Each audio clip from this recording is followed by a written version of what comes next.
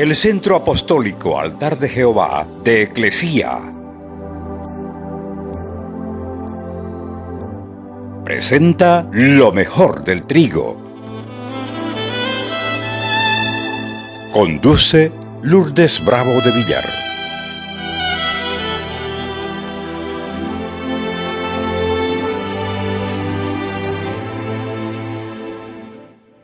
Mateo capítulo 12, del verso 43 al 45.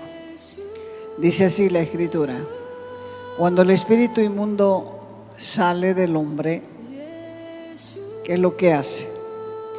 Anda por lugares secos y que busca reposo y no lo halla. Entonces dice: volveré a mi casa de donde salí. Y cuando llega, la casa la halla desocupada, barrida y adornada. Está limpia la casa, pero está vacía. Entonces va y toma consigo otros 7 espíritus peores que él, y entrados en aquel hombre, moran allí. Y el postrer estado de aquel hombre viene a ser peor que el primero. Así también acontecerá a esta mala generación. La Escritura llama a nuestros pensamientos como una casa, como ese patrón de conducta, de pensamiento que tiene el ser humano. Él lo llama casa. Y esta casa, que es nuestra vida, o nuestro patrón de pensamiento, o nuestro patrón de conducta, tiene que ser limpiada. Cada persona tiene su patrón de pensamiento. Por esos pensamientos vive. Por esos pensamientos se mueve. Por esos pensamientos actúa. Entonces, ¿qué son patrones de pensamiento?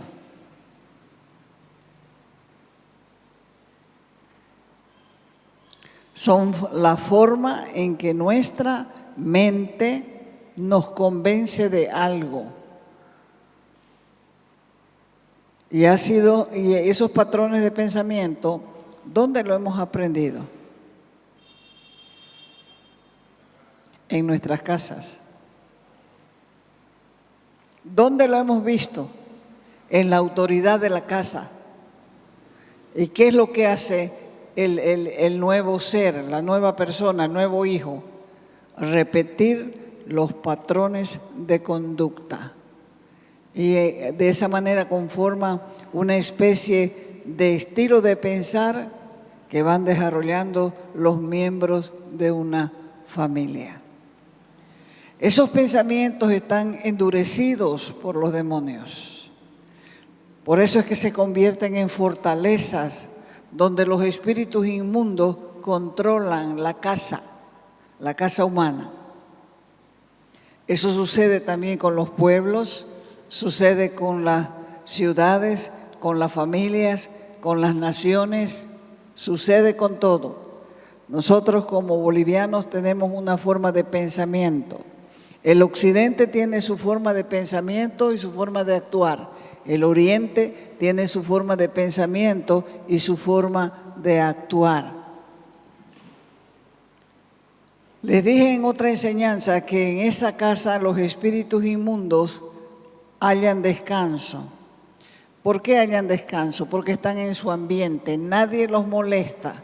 Han vivido tanto tiempo ahí que nadie los molesta, están en su ambiente, se mueven en los pensamientos carnales, en la dimensión del alma o de la personalidad.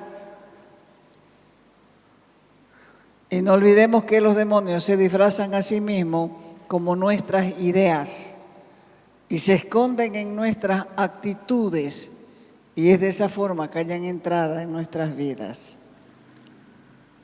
Por eso es de vida o muerte invitar a Jesús para que Él sea nuestro Salvador, sea nuestro Señor, para que Él se entrone en el alma liberada, porque si no se hace así, si no se lee la Escritura, si no está Él sentado en el trono de nuestro corazón, vamos a correr riesgos. Mire lo que dice el espíritu inmundo: volveré a mi casa de donde salí. Y cuando llega ya a la casa, está desocupada, barrida y adornada. Entonces va y toma consigo otros 7 espíritus peores que él, y entrados moran allí. Y entonces el postrer estado del hombre viene a ser peor que el primero. Y así también acontece a esta mala generación. ¿Quién estaba hablando? El Señor Jesús. Segunda de Pedro, capítulo 2, Segunda de Pedro, capítulo 2, verso 20. Segunda de Pedro, capítulo 2, verso 20, dice: ciertamente, si habiéndose ellos escapado de las contaminaciones del mundo por el conocimiento del Señor y Salvador Jesucristo, enredándose, estos son los que vuelven atrás, enredándose otra vez en ellas, ¿qué pasa con esos? Con esas personas.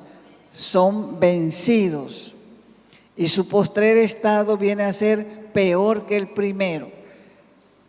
Fíjese en su propia vida. Usted vino a la fe, fue liberado, estuvo feliz un tiempo y ahora solamente se ocupa de criticar. Todo lo critica, todo lo juzga, todo le molesta. ¿Por qué? Porque su estado es peor de lo que fue al principio. Entonces, al leer sobre este postrer estado del que habla la Escritura, ¿qué es lo que está queriendo decirnos aquí la palabra? Que el hombre será peor, porque lo nuevo, su futuro en él será dominado, dice la Escritura, por 7 espíritus inmundos.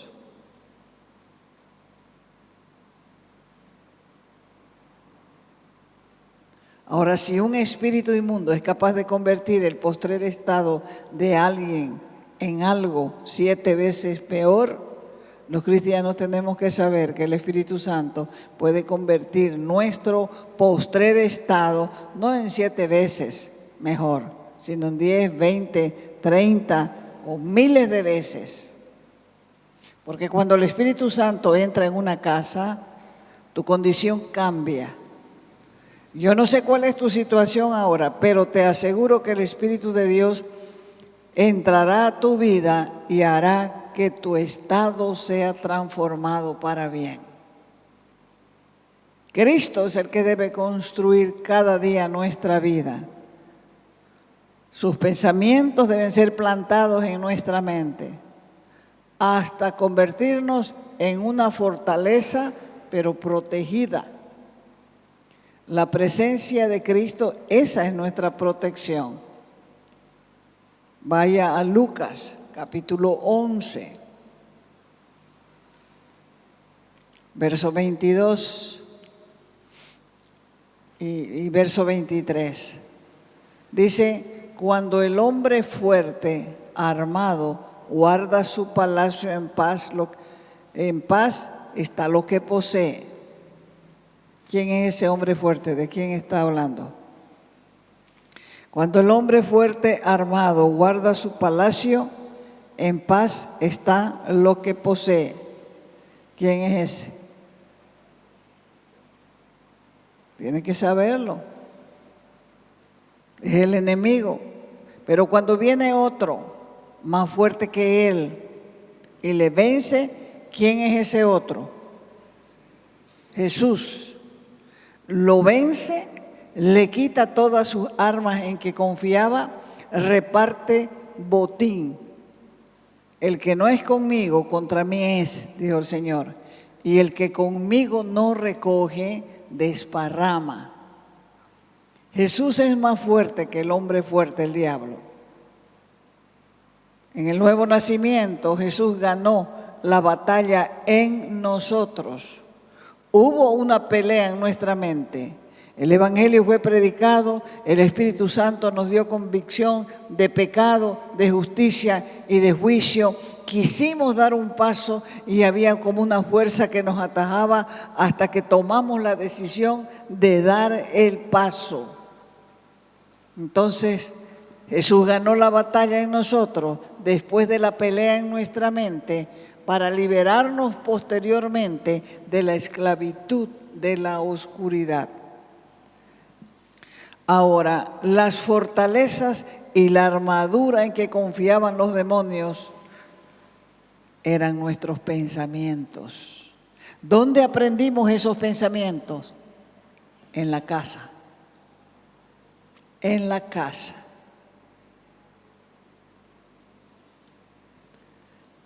En nuestras actitudes estaban, y las opresiones porque estábamos de acuerdo con el mal.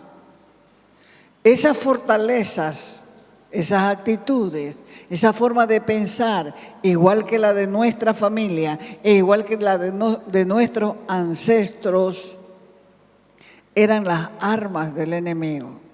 Por eso el palacio o la casa estaba custodiada. Y Pablo le llama a esos pensamientos, a esas actitudes, le llama fortaleza. Vamos a 2 de Corintios, capítulo 10, versos del 3 adelante.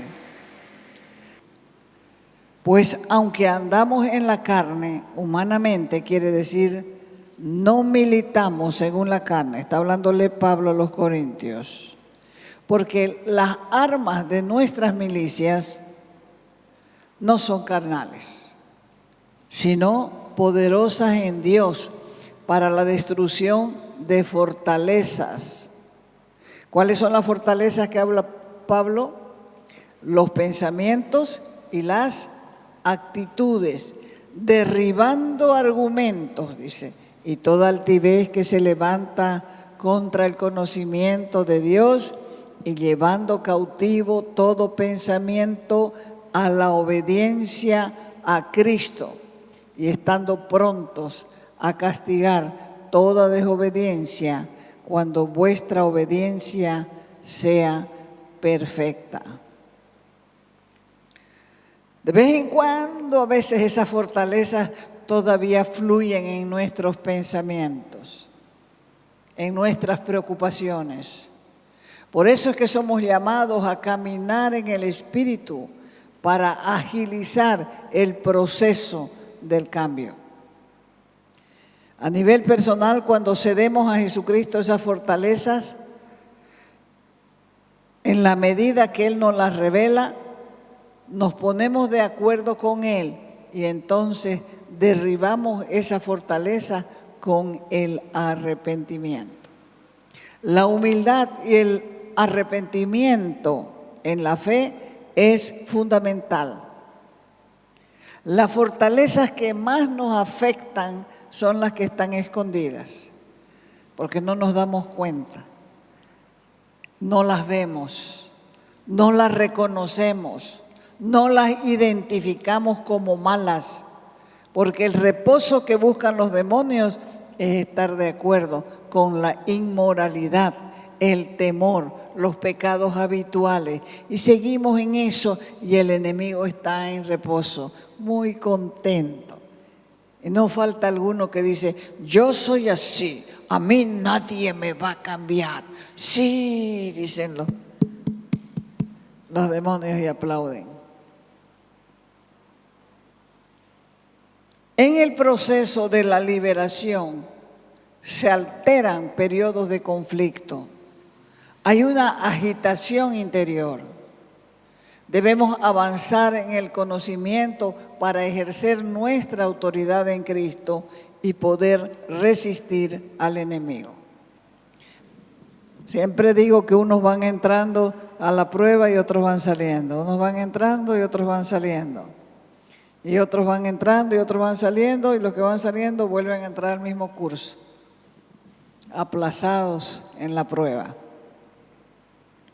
Sed sobrios y velad, quiere decir estén atentos, porque el adversario, el diablo, como león rugiente, anda alrededor buscando a quien devorar.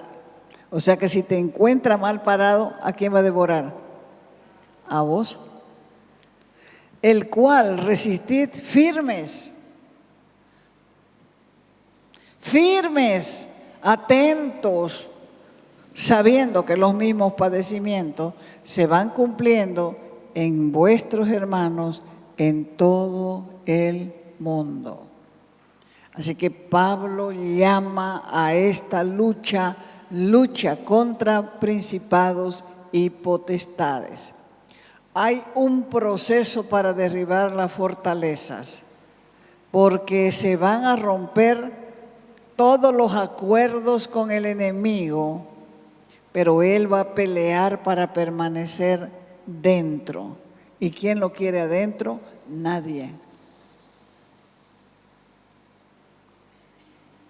Ya hablamos de varias fortalezas que tienen los cristianos, pero es bueno recordarlas por si pasaste algo por alto. Una fortaleza es el amor frío. No te alegra que otros lleguen a la fe.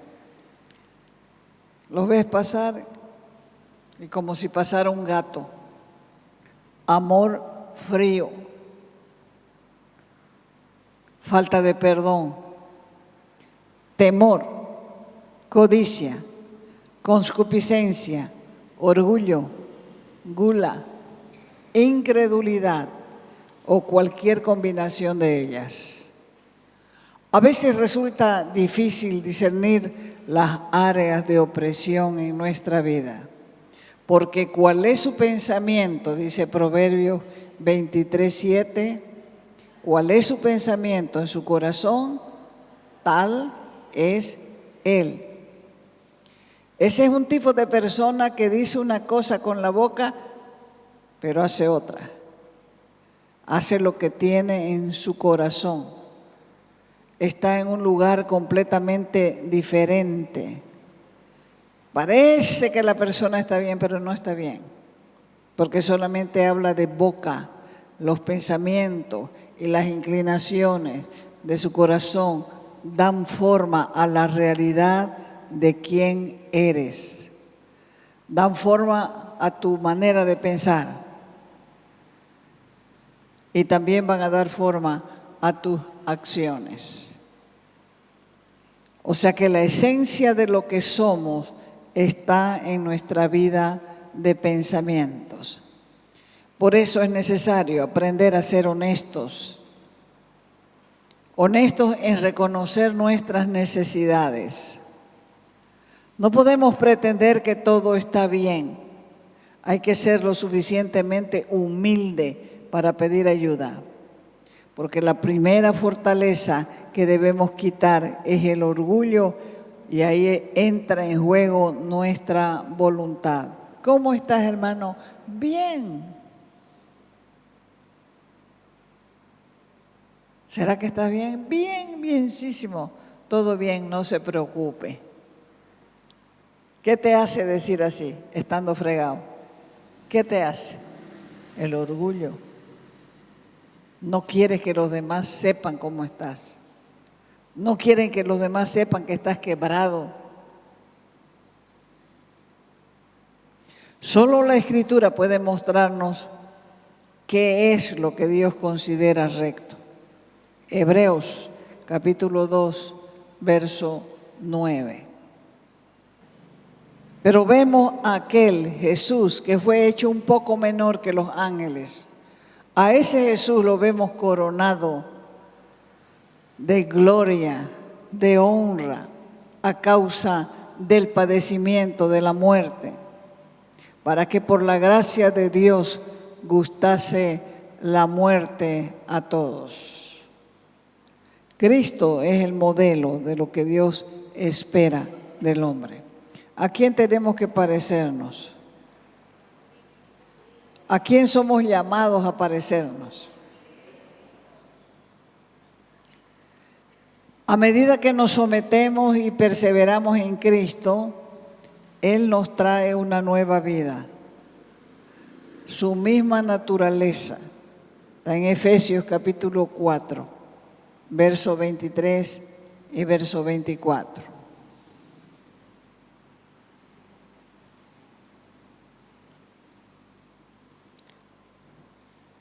Y renovaos en el espíritu de vuestra mente, renovaos en su pensamiento y vístanse en su pensamiento del nuevo hombre, creado según Dios en justicia y santidad de la verdad. Porque siempre surge la misma pregunta: ¿cómo puedo renovar mi entendimiento? A veces nos levantamos contentos y con deseos de hacer cosas buenas,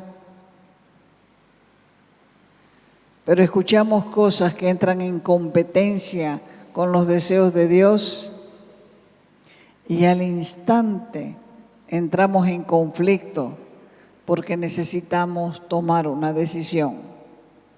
Y el conflicto es que la carne quiere hacer lo que estaba acostumbrada. Y la palabra nueva con la que nos estamos renovando nuestros pensamientos nos recuerdan que queremos hacer lo bueno, pero decidimos hacer lo malo. ¿A quién le ha pasado así? Se levanta uno contento para hacer cosas buenas y de repente está haciendo lo malo. Por eso es que la Escritura nos habla de renovar nuestra mente, de renovar nuestros pensamientos. ¿Y cómo se hace para formatear nuestros pensamientos? Igual que el celular. Hay que borrar todo para volver a poner las cosas buenas de la palabra. Por eso es que dice la Escritura: no se conformen a este siglo, sino transformaos por medio de la renovación de vuestro entendimiento, para que comprobéis cuál sea la voluntad de Dios, agradable y perfecta. ¿Cómo es la voluntad de Dios? Agradable y perfecta. Entonces no debemos conformarnos con este siglo. Eso significa que no debemos quedarnos con los pensamientos del mundo, ni imitar lo malo. Porque si somos cristianos y nos enfocamos en lo malo, seguro que vamos a tener conflicto en la mente. Lo que llenamos nuestra mente nos resulta para todo el día, a veces hasta la noche. Usted escucha una musiquita del mundo, se queda en la mente hasta la tarde, hasta la noche, se levanta al día siguiente con la musiquita. Entonces, si sabe que eso le va a influenciar, entonces hay que cambiar, hay que renovarse. No escuchar música que no es del Señor. Porque también, si nosotros escuchamos una música una alabanza, se va a quedar en la mente, se va a acostar con la misma alabanza. Al día siguiente puede que se levante con la misma alabanza o que Dios ponga otra alabanza en su corazón. Pero ya usted sabe que Dios le está renovando el pensamiento. No se olvide que el Evangelio es locura para los que se pierden. Todo lo bueno que quieras hacer viene de una mente renovada, porque somos salvos para buenas obras. Y la otra pregunta es: ¿cómo puedo convertirme en un nuevo hombre? Antes de conocer al Señor, nuestra naturaleza era mala, era corrupta. Pero lo conocimos y se nos iluminó la vida. Esa luz La luz de Cristo sacó las tinieblas de nuestra vida. Y al principio nos sentimos desorientados porque queríamos hacer lo bueno y no podíamos. Era como si nuestros pensamientos estuvieran en contra de lo que queremos y eso nos producía temor. Pero al ver que nuestra vida no avanza, comienza el desengaño, porque no entendemos que necesitamos renovar los pensamientos y alejarnos del pecado. O sea que hay que derribar la vieja naturaleza, hay que eliminar el viejo hombre. Por eso es que comienza la guerra de los pensamientos. Y esa guerra no nos deja convertirnos en una persona nueva. Luchamos contra el pecado porque queremos la santidad, pero la poca fe que tenemos, el poco conocimiento de las promesas, no pueden hacerse una realidad, porque nosotros necesitamos derribar la fortaleza de pensamiento que compiten en nuestra mente. Con la Escritura se comienza el proceso de renovación de la mente, para liberarnos de la vieja naturaleza y del pecado que nos ata, nos estanca y no nos deja avanzar. Romanos capítulo 8. Vamos al libro de Romanos capítulo 8, verso 5. Del verso 5 adelante. Dice, porque los que son de la carne piensan en las cosas de la carne. Pero los que son del Espíritu, ¿en qué piensan? En las cosas del Espíritu. Porque el ocuparse de la carne es muerte, pero el ocuparse del Espíritu es vida y paz. Por cuanto los designios de la carne son enemistad contra Dios. Los designios de la carne no se sujetan ni pueden agradar a Dios. Mas ustedes no viven según la carne. Ustedes viven, está hablando de los creyentes, según el Espíritu. Si es que el Espíritu de Dios mora en ustedes. Y si alguno no tiene el Espíritu de Cristo, ¿de quién es? Del diablo, porque no es de Cristo. Pero si Cristo está en ustedes, el cuerpo en verdad está muerto a causa del pecado, mas el Espíritu vive a causa de la justicia. Ahora, ¿quién puede librarnos del viejo hombre? La Escritura lo dice. Romanos 7, verso 24.